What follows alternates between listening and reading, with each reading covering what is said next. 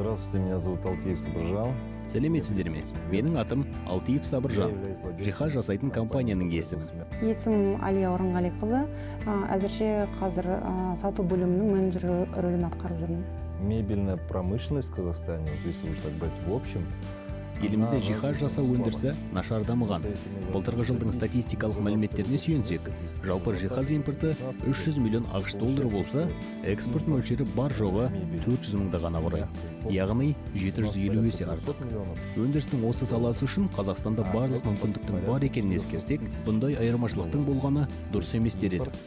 2020 жылдың мамыр айында біз жеке кәсіпкер ретінде тіркелдік. Содан бері жұмыс істеп жатырық. Осы жылдың шілде айында біз тауар маркасын тіркедік.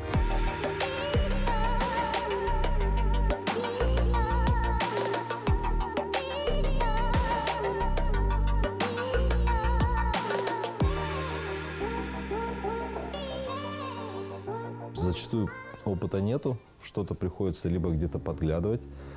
Бастапқыда білмеген жерлерімізді басқа кәсіпорындардан қарап, олармен кеңесіп үйрендік. Бір жақсысы, Еуразиялық одақтың жиһаз жасаушылардың басын біріктіретін ұйым бар. Әлеуметтік желілерде чаттар мен топтар жетерлік. Сол жерден кез келген сұраққа жауап таба аласыз.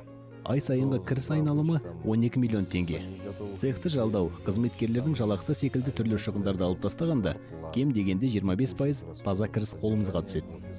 Негізі мен қазір тұтынушыларға қарағанда, егер ол отбасы десе, кішкене сеніммен қарайтынын байқадым.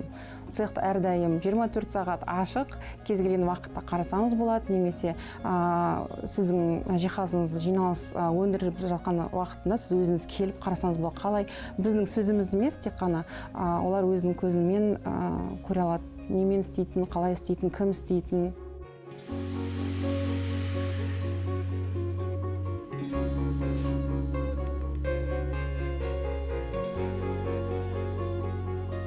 Смотрите, основное все, что к нам приходит, это Российская Федерация. Бізге келетін шикізаттардың көпшілігі Ресейден.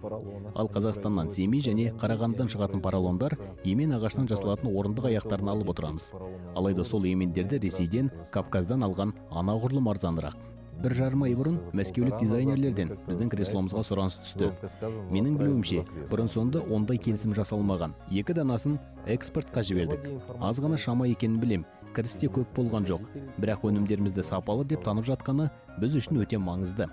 Үлкен компания болып, тауар экспорттаймын десеңіз де, ештеңенің кедергі келтірмейтініне көзіміз жетті.